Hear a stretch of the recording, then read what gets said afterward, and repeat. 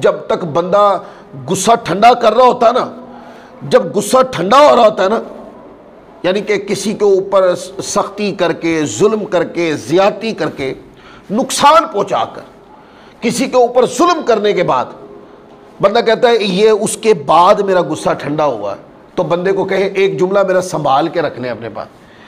جب آپ کا غصہ ٹھنڈا ہو رہا ہوتا ہے نا ظلم کرنے کے بعد، اس کے بالکل جیسے ہی آپ کا غصہ ٹھنڈا ہوگا نا، اس کے ساتھ ہی پچھتاوے کا راستہ شروع ہو جانا آگے. پھر اگلی زندگی ساری پچھتاوے میں گزرنی. اگر بندہ پچھتاوے کی زندگی گزار سکتا ہے، بسر کر سکتا ہے تو پھر کھڑا ہو جائے ٹارزن بن کے اللہ تعالیٰ کی نافرمانی کرنے کے لیے. اللہ تعالیٰ کی نافرمانی کے لیے تو کبھی بندے کو تیار نہیں ہونا چاہیے. لیکن اگر شیطان نے اس کو اکڑا دیا ہے یہی تو کھڑا اور رب کی نافرمانی میں کر، تو پھر یہ ذہن میں رکھ لے، کیا ذلت و رسوائی اور شرمندگی، کیا ذلت والی زندگی آگے برداشت کر لو گے؟ اگر تو ضمیر کہے ہاں تو پھر بے معنی سی زندگی بسر کرنے کے لیے تیار ہو جائیں، اور اگر کہے کہ نہیں تو پھر کسی پہ ظلم مت کریں. یہ دونوں چیزیں لازم و ملزوم ہیں. اور غصہ ایک ایسی چیز ہے، اسی سے پتہ چلتا ہے. غصہ دوستو ایک ایسی چیز ہے کہ یہ اپنے بھائی کو بھی قتل کرنے تک تیار ہو جاتا ہے. اور آج آپ دیکھیں کیا میڈیا پر ماں باپ کو قتل کرنا، بہن بھائیوں کو قتل کر دینا، بیوی کو قتل کر دینا ہے، کیا یہ واقعہ سنتے نہیں ہیں؟ کیا یہ محبت پیار سے ہوتے ہیں؟ نہیں، یہ غصے کی شدت کی وجہ سے ہوتے ہیں. سوال پیدا ہوتا ہے کہ میرے بھائی غصے کو ٹھنڈا کیسے کیا جائے؟ دوستو غصہ کبھی بھی دنیاوی خواہشات سے ٹھنڈا نہیں ہونا، کبھی بھی نہیں ہونا. کوئی کہے نا کہ کوئی ڈاکٹر ہے وہ دوائی دے گا تو غصہ ٹھنڈا ہو جائے گا، لے آئیں وہ ڈاکٹر، ہمیں بھی چیک کروا دیں. زندگی گزری ہے، ہمیں نہیں سمجھ آئی اس بات کی. غصہ نہیں ٹھنڈا ہوتا. اچھا آپ پوچھیں کہ غصہ ٹھنڈا کیسا ہوگا؟ جب بندہ اللہ تعالیٰ کی بارگاہ میں سجدہ ریزی میں سچا ہو جاتا ہے نا، سکون میں آتا جاتا ہے. جتنا زیادہ اللہ کے ذکر کے اندر بندہ کھبتا چلا جاتا ہے، اتنا صبر میں، سکون میں، طمانیت میں، احترام میں سراپا امن بن جاتا ہے بندہ. قرآن مجید خود فرماتا ہے الا بذکر اللہ تطمئن القلوب، فرمایا کہ بے شک اللہ کے ذکر میں ہی دل سکون پاتے ہیں، دل چین پاتے ہیں. اور اولیاء اللہ تربیت کرتے ہوئے یہ فرماتے ہیں کہ اگر کوئی کہے نا کہ میرے اندر سے غصہ ختم ہو جائے، اپنے اندر اللہ کا خوف پیدا کریں. جتنا زیادہ خوف آتا جائے گا اتنا غصہ نکلتا جائے گا. یہ آسان سا کام ہے. اچھا آپ کہیں کہ پھر خوف خدا کیسے پیدا کریں؟ بھائی روزانہ یاد کریں گے مرنا ہے ایک دن. روزانہ اپنے اعمال کو سامنے رکھ کر ذرا پوچھیں اپنے آپ سے کیا کیا ہے میں نے اپنے ساتھ. کیا چار پائیاں اٹھا کر میں نے قبرستان نہیں چھوڑی؟ کیا جنازے میں نے نہیں پڑھے؟ کیا میری آنکھوں کے سامنے چھوٹے بڑے پہلوان طاقتور لوگ مرتے نہیں دیکھے میں نے؟ کیا وہ جو مالدار لوگ ہیں جو سمجھتے ہیں ہمارے پاس ساری سہولیات ہیں، ان کو موت نہیں آتی؟ اس کا مطلب یہ ہے کہ دنیا کا قاعدہ اصول یہ ہے ہر طرح کی شخصیت پہ موت آتی ہے. کل نفس ذائقۃ الموت، ہر ذی نفس کے اوپر موت آنی ہی آنی ہے. امیر ہو، غریب ہو، کالا ہو، گورا ہو، زبان کوئی بولتا ہو، ہر کسی پہ آنی. کوئی پرندہ ہو، چرندہ ہو، ہر کسی پہ موت آتی ہے. 10 منٹ کے لیے اپنے آپ کو بٹھائیں اور روزانہ یہ 10 منٹ کے لیے صرف اس بات پہ غور کریں، ایٹومیٹکلی آپ کے اندر اللہ کا خوف بڑھنے لگے گا. مگر اب تو میڈیا موجود ہے. اب میڈیا پہ مرتے ہوئے لوگ مرتے کس طرح، وہ 2-4 ویڈیوز نکال کے دیکھیں آپ کہ جوان بندہ نوکری پہ بیٹھا ہے، اے سی کے نیچے کام کر رہا ہے، یکدم اس کا جسم کانپنے لگا، ایک منٹ بھی پورا نہیں ہوا وہ ٹھنڈا ہو گیا، گر گیا، مر گیا، ختم. ڈاکٹر کہتے ہیں اس کو تو کوئی بیماری نہیں تھی. موت کوئی بیماری کی وجہ سے آتی ہے؟ موت جب آتی ہے تو بیماری ہو یا نہ ہو، موت بندے کو ٹھنڈا ہی کر کے جاتی ہے۔ جب بندے کو موت ٹھنڈا کرتی ہے بندے کی ساری اکڑ ہی مر جاتی ہے۔ دنیا میں اس کو جتنی اکڑیں ہوتی ہیں نا، میں فلاں تو میں فلاں تو میں یوں تو میں یوں تو میرا عہدہ تو میری سیٹ، سب کچھ نوچ کرنا موت۔ ایک بے معنی سا انسان کہ اپنی وجہ سے اپنی انگلی کے ایک پورے کو بھی حرکت نہیں دے سکتا، موت اس طرح کا کہ پھینک کے چلی جاتی ہے۔ اور قبر کی تاریخی میں سوال پہلا کیا ہونا؟ قبر کی تاریخی میں سوال ہی سب سے پہلے رب کا ہونا۔ کھڑا کر کے پوچھا من ربو کا، تیرا رب کون ہے؟ کس رب کو مانتے تھے؟ جس نے رب کو کبھی جانا نہیں، رب کی فرما برداری کی نہیں۔ مسجدوں میں اذان آتی تھی، اس کو کہتے ہیں یہ ملا کی اذان ہے۔ ملا کی اذانیں جو تھی جنہوں نے سنی اور عمل کیے وہ تو جائیں گے جنت میں۔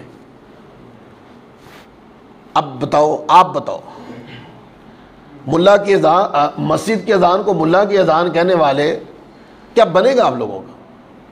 یہ میں معاشرے کے لیے حکایت کر رہا ہوں۔ اور بتانا مقصود کیا ہے؟ بتانا مقصود یہ ہے کہ غصے کو کنٹرول کرنے کے لیے اپنی طبیعت میں خوف خدا بڑھائیں، اور خوف خدا بڑھانا ہے تو موت کو جتنا یاد کریں گے خوف خدا بڑھتا جائے گا۔ لوگ کہتے ہیں یار میری طبیعت میں نا انصاف نہیں آتا، میں چاہتا ہوں کہ میری طبیعت میں انصاف ہونا چاہیے، میں زیادتی بھی کر جاتا ہوں، کبھی غصے میں آتا ہوں نا تو سختی بھی کر دیتا ہوں، غلط بات بھی کر دیتا ہوں، اور پھر غلط بات کر کے غلط مانتا بھی نہیں ہوں، جو بولے اس کو چپ کروا دیتا ہوں۔ یہ کیسے ٹھیک ہوگا؟ میں چاہتا ہوں یہ ٹھیک ہو جائے۔ جب بندہ دنیا سے جاتا ہے سارے لوگ کیا کہتے ہیں؟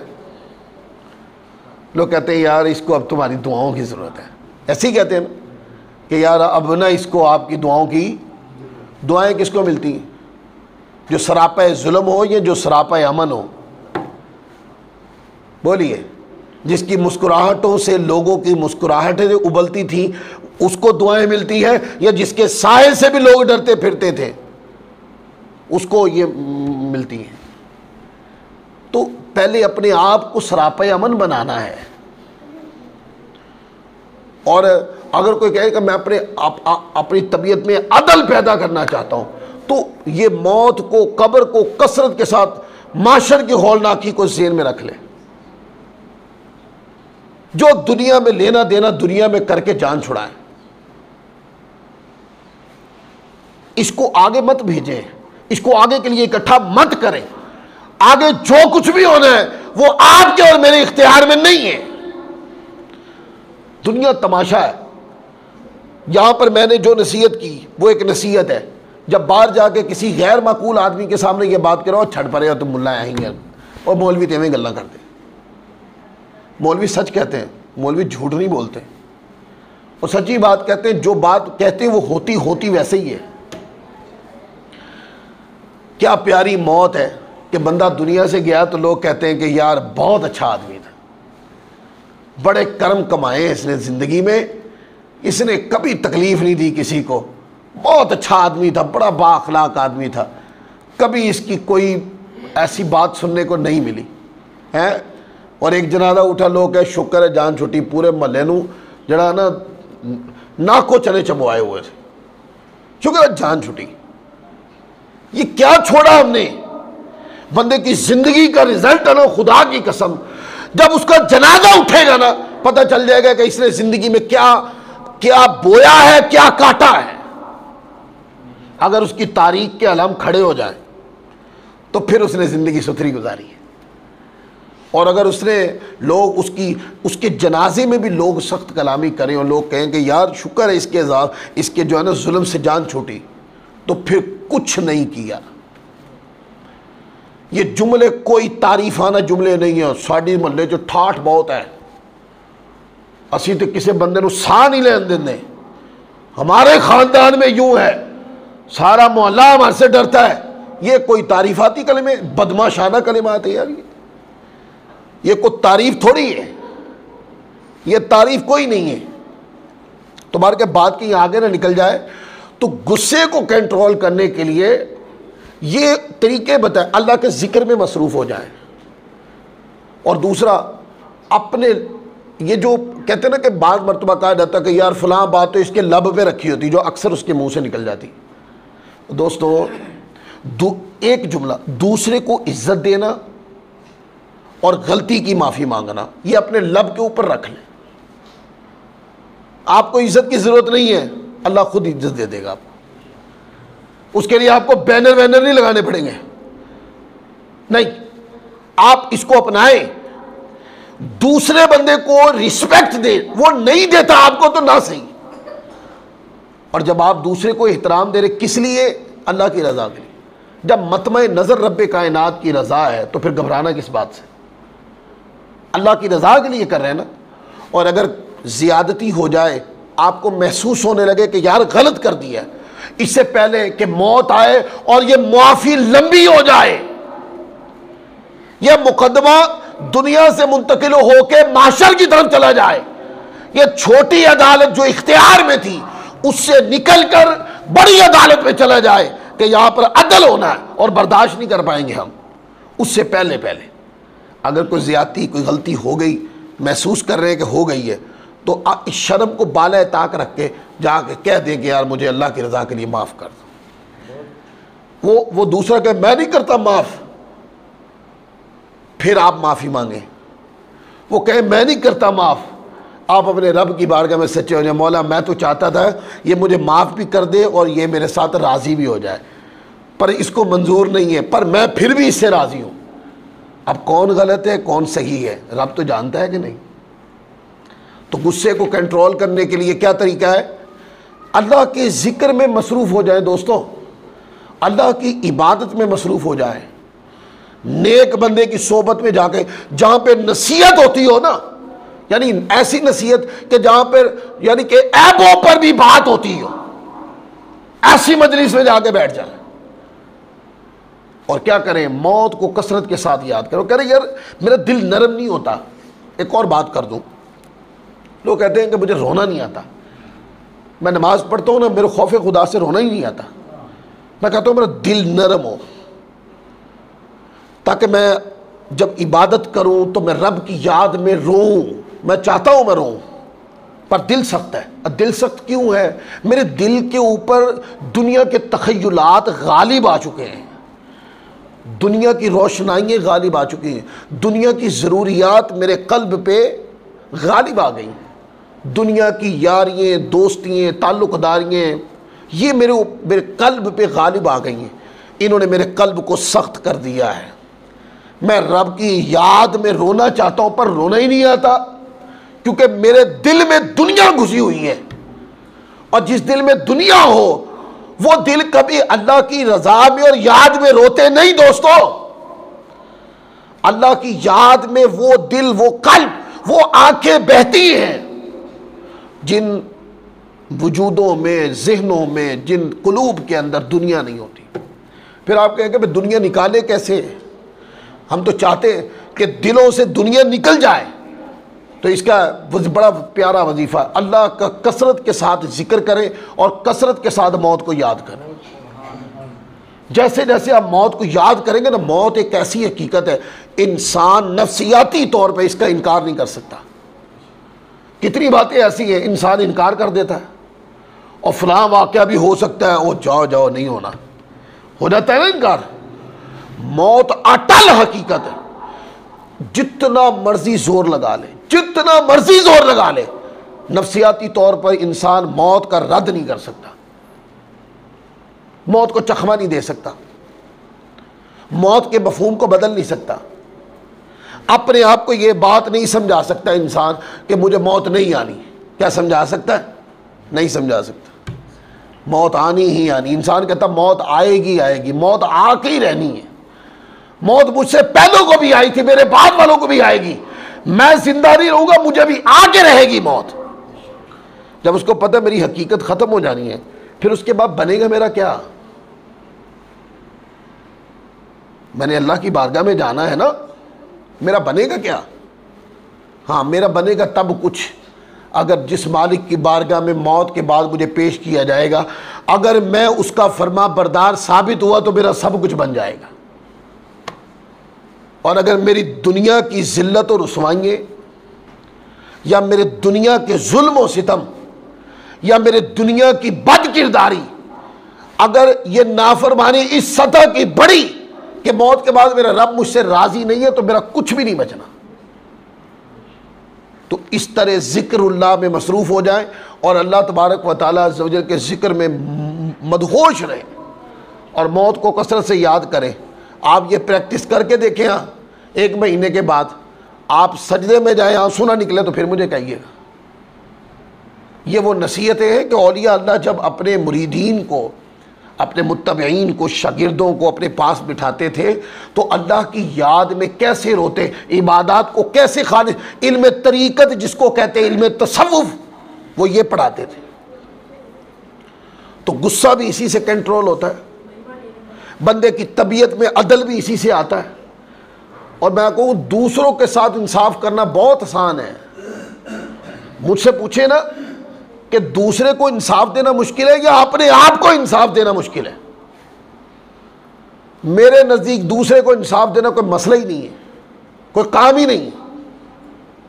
سب سے بڑا کام اپنے آپ کو انصاف دینا ہے۔ لوگوں کو بندہ لوگوں کو عدل کرتا پھرتا ہے اور خود برائیوں میں، بدکاریوں میں، نافرمانیوں میں، ظلم و ستم میں ہے، دنیا کے اور ہزاروں قسم کے گناہوں میں مبتلا ہے، اس بیماری میں مبتلا ہے۔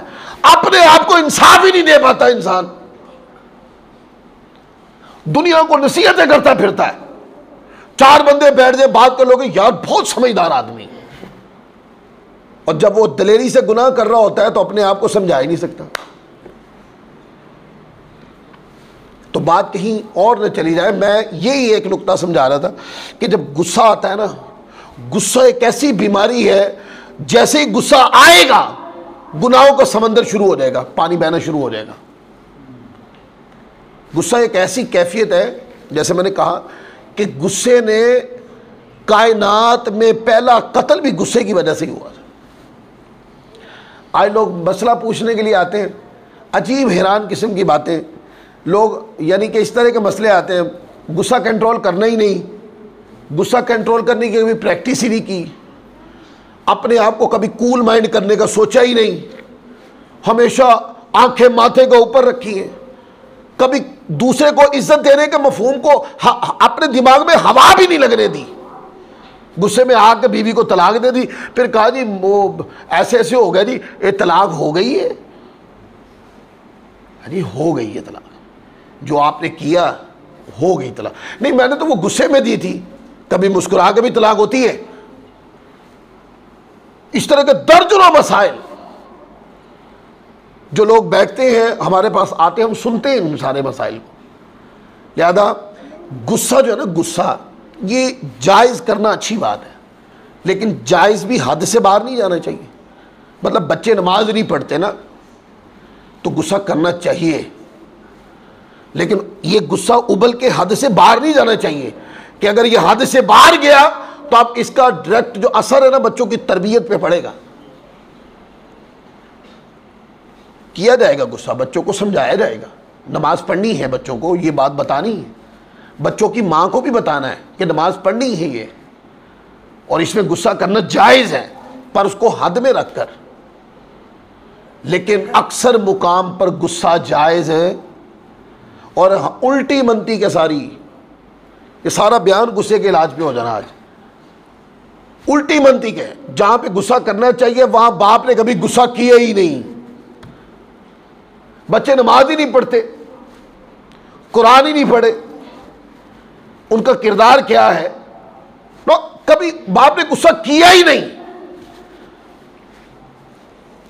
فلموں ڈراموں تو گندگی میں مصروف ہے بچے، کیا ہی نہیں۔ اور غصہ کہاں کرنا ہے؟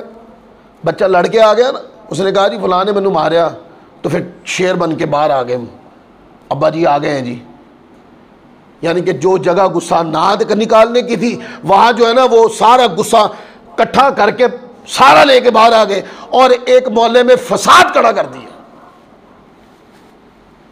بچہ لڑکے آئے، یہ نوبت کہاں تک کیوں آئی ہے؟ تربیت نہیں کر سکے۔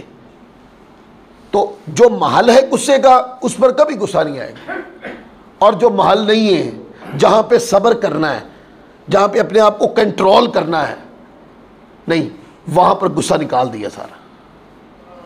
تو غصہ ایک ایسی بیماری ہے کہ جس سے پہلا قتل ہو گیا ہے۔ قابیل نے حضرت حابیل کو قتل کر دیا تھا،